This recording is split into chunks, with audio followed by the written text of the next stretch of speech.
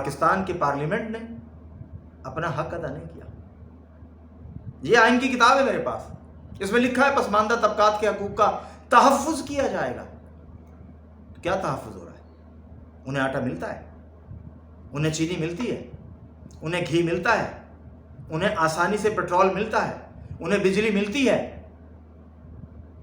یہ آج جس بحران کا شکار ہیں اس کے ذمہ دار یہ سارے پارلیمنٹرین ہیں جن کے بارے میں آپ فرما رہے ہیں کہ انہوں نے جو قانون بنا دیا وہ درست ہے. تو اگر چوروں اور لٹیروں کو اختیار دے دیا جائے تو پھر تو جیلیں بند کر دیں آپ. جب قاضی فائز عیسیٰ صاحب اپنے کیس میں جج نہیں ہو سکتے تو کرپٹ پارلیمنٹرین اپنے متعلق کوئی قانون سازی نہیں کر سکتے, کیونکہ یہ قرآن و سنت کے منافی ہے. حضرت علی رضی اللہ تعالیٰ عنہ بھی قاضی کے روبرو پیش ہوئے, اور بے شمار مثالیں حضرت عمر کے دور کی بھی ہیں, دیگر کے دور کی بھی ہیں. لہذا قرآن و سنت کے منافی جب قانون نہیں بن سکتا تو پھر ایک سوال آپ تمام ججز کے آگے میں رکھ رہا ہوں. پاکستان میں زمینوں پر, جائیدادوں پر قبضے ہوتے ہیں, آپ کی عدلیہ کیا فیصلہ کرتی ہے؟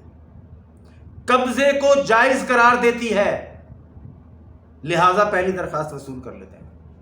کیا قرآن سنت کے مطابق یہ ہے؟ قرآن سنت میں تو واضح لکھا ہوا ہے جو قبضہ کرے گا وہ سب سے بڑا سنگین مجرم ہوگا. تو ذرا ان سب کا ریکارڈ لے لیجیے, پہلے صرف کرپٹ سیاستدانوں کا ریکارڈ اٹھا لیجیے, تمام سیاستدانوں کا ریکارڈ اٹھا لیجیے. وہ ریکارڈ بتائے گا ان کی جائیدادیں کیسے بنی ہیں, کس کس طرح ہتھیائی گئی ہیں. تو پھر جو قبضے کر کے لی گئی ہیں, لوگوں کو بے بس کر کے چھینی گئی ہیں, وہ قرآن سنت کے مطابق تو نہیں ہو سکتی, وہ اس کے منافی ہیں. جب اس کے منافی ہیں تو پھر قاضی صاحب جس طرح آپ نے پلاٹ نہ لے کر ایک اچھی روایت کو آگے بڑھایا ہے, آپ ذرا قبضے والوں کے خلاف بھی فیصلہ کر دیں کہ جو قبضہ کرے گا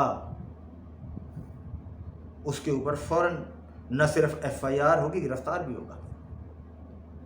آپ شروع تو کریں, پھر دیکھیے عدالت کے مقدمات آتے رہ جائیں گے, سول ججز بھی فارغ ہو کے بیٹھے ہوں گے اور آپ کا دفتر بھی خالی ہوگا. جب آپ کا دفتر قبضے کو جائز کہتا ہے, اب آپ سے مراد پوری عدلیہ ہے, تو پھر لوگ, خاص طور پہ طاقتور لوگ, قبضہ کرتے ہیں اور عدالت سے سٹے لے لیتے ہیں, اور پھر سٹے سول جج سے شروع ہوتا ہے, سپریم کورٹ تک آ جاتا ہے. تو کیا ریاست مدینہ میں قرآن سنت کے مطابق جو فیصلے ہوئے اس کی جھلک, اس کا عکس پاکستانیوں کا حق نہیں ہے؟ ان کا حق ہے. مسئلہ کیا ہے؟ مسئلہ یہ ہے کہ انہیں اس حق سے اس نظام بد نے محروم کیا ہوا ہے جس کو پارلیمانی نظام کہتے ہیں. ایک کلب بن گیا ہے کرپٹ لوگوں کا جو کروڑوں اربوں روپے خرچ کر کے اسمبلی میں جاتے ہیں اور پھر پرمٹ لیتے ہیں, لائسنس لیتے ہیں, نوکریاں بیچتے ہیں. آپ بتائیے, دونوں چیف صاحبان سے میرا سوال ہے کہ جو لوگ نوکریاں بیچتے ہیں, ممبران اسمبلی, منسٹرز, کیا وہ قرآن سنت کے مطابق عمل ہے؟ ایک طرف تو قرآن سنت کی نفی ہو رہی ہے اور دوسری طرف قومی اداروں کو تباہ کیا جا رہا ہے. لہذا غربت ختم کسی پروگرام سے نہیں ہوتی, امدادی پروگرام. غربت ختم انصاف سے ہوتی ہے, عدل و انصاف سے ہوتی ہے. آج آپ عدل و انصاف کا ترازی بلند کر دیجیے. چند فیصلے ہیں اور آپ کے پاس بہت وقت ہے چیزیں ٹھیک کرنے کا. آپ یہ نہیں کہہ سکتے عمران خان کی طرح مجھے موقع نہیں ملا تھا. ہم یہ سمجھتے ہیں, پاکستانی قوم یہ سمجھتی ہے, آپ چند اہم فیصلے کر دیں, اس کے بعد دیکھیے پاکستان ٹھیک ہو جائے گا. کرپٹ لوگ منہ چھپائے پھریں گے، اسمبلی میں آنے کے لیے لوگ ڈھونڈنے پڑیں گے۔ 62-63 پہ ایک بھی پورا نہیں اترتا۔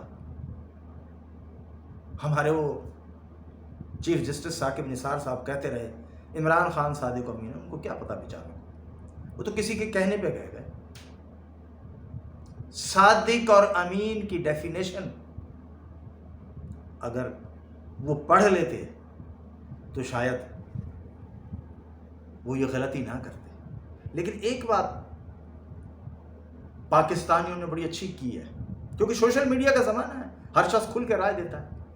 پاکستانیوں نے ایک کام ایسا شروع کر دیا ہے کہ جو 2 نمبری کرتا ہے، چاہے وہ چیف جسٹس ثاقب نثار ہو، چاہے وہ جنرل باجوہ ہو، چاہے کوئی اور ہو، عوام کی عدالت ہے اس پہ کام شروع کر دیتی ہے۔ آج نواز شریف صاحب کہہ رہے ہیں کہ جنرل باجوہ فیض حمید کے خلاف کارروائی کریں، آج عمران خان بھی کہہ رہے ہیں، تو پاکستان کی عوام یہ پوچھنے کا حق رکھتی ہے نواز شریف سے، زرداری سے، عمران سے، فضل الرحمان سے، پارلیمنٹ میں جتنے لوگ تھے سب سے، وہ یہ پوچھ رہے ہیں کہ محترم سیاست دانوں، قائد تو تمہیں کہا نہیں جا سکتا کیونکہ قائد تو باکردار ہوتا ہے، قومیں بناتا ہے۔ محترم سیاست دانوں، جب آپ نے لائنوں میں لگ کر جنرل باجوہ کو ایکسٹینشن دی تھی تو کیا وہ اس وقت فرشتہ تھا؟ بعد میں شیطان بن گیا۔ مسئلہ یہ ہے کہ تم سب کا کردار خود غرضی پر مبنی ہے، باکردار سیاستدان نہیں ہیں، سودے بازی کرتے ہیں، کبھی کسی کو کوئی پیکج آفر کرتے ہیں، کبھی کسی کو کوئی پیکج آفر کرتے ہیں تاکہ اپنے کام سیدھے ہو جائیں۔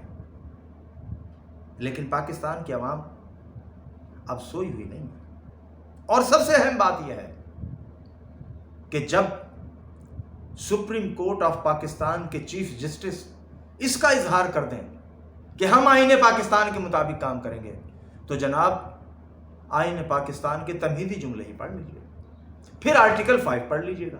آپ پڑھتے تو سب کچھ رہتے ہیں، آپ قومی اسمبلی میں گئے تھے، آپ نے، ہمیں یاد ہے، آئین لہرایا تھا، تو اگلی صفوں پہ تو جانوں کی ضرورت ہی نہیں ہے، ابھی تو پہلے 2 صفوں پہ ہی کام ہو جائے گا۔ ذرا آپ آئیے تو صحیح اس طرف۔ پاکستان بحرانوں سے نکلے گا، پاکستان کو بحران سے نکالنے کا ٹاسک اللہ نے دونوں چیف صاحبان کو دے دیا ہے۔ اب قوم کے سامنے آپ کی کارکردگی ہے اور قوم آپ کو مانیٹر کر رہی ہے۔ کوئی غلط فہمی میں نہ رہے کہ مانیٹر نہیں ہو رہا، مانیٹر کر رہا ہے۔ پتہ یہ چلے گا کہ یہ کرپٹ پارلیمانی نظام کے جتنے کارندے ہیں سب زمین بوس ہو جائیں گے اگر آپ نے آئین کی حقیقی روح کے مطابق کارروائی کا آغاز کر دیا۔ نہ ان کی ترامیم کسی کام آئیں گی، نہ ان کی کوئی باتیں کسی کام آئیں گی، اور وہ جو نواز شریف صاحب ڈھول پیٹ رہے ہیں آنے کا، شاید وہ اپنے انجام سے باخبر نہیں ہے۔ رب کی پکڑ جب شروع ہوتی ہے عوام کے دل پھر جاتے ہیں۔ پاکستان کی عوام کے دل اب تمام کرپٹ سیاستدانوں سے پھر چکے ہیں۔ اس لیے ہم کہہ رہے ہیں کہ اس کرپٹ نظام کے خلاف آپ فیصلے کیجئے اور قرآن و سنت کے منافی ہر کام کو مسترد کر دیجئے، چاہے وہ آئین میں ہی لکھا گیا ہے۔ تجربہ 2-3 پوائنٹ سے بھی ہے۔ ہیلتھ کی پالیسی اٹھا لیجئے، ایجوکیشن کی پالیسی اٹھا لیجئے، حتیٰ کہ 140A کو اٹھا لیجئے۔ کوئی ایک سیاسی جماعت ایسی نہیں ہے جنہوں نے 140A کو تسلیم کیا ہو، کوئی ایک ایسی جماعت نہیں ہے جنہوں نے 25A کے تحت پوری قوم کو تعلیم کے میدان میں اتار دیا ہو، نہیں ہے۔ کروڑوں بچے آج بھی تعلیمی اداروں سے باہر ہیں۔ اور ہیلتھ کی صورتحال یہ ہے کہ ہمارا کوئی سیاستدان پاکستان کے کسی ہسپتال میں، سرکاری ہسپتال میں علاج کروانا پسند نہیں کرتا، تو پھر بتائیے یہ قومی لیڈر کیسے ہو گئے؟ انہیں قوم سے کیسے دلچسپی ہے؟ جو قوم کے مفادات کے ساتھ نہیں کھڑے ہوئے وہ قومی لیڈر نہیں ہوتے۔ وہ دغاباز ہوتے ہیں، خود غرض ہوتے ہیں، ابن الوقت ہوتے ہیں، انہیں قرآن و سنت کے معیار پہ تسلیم نہیں کیا جا سکتا۔ آپ سب کا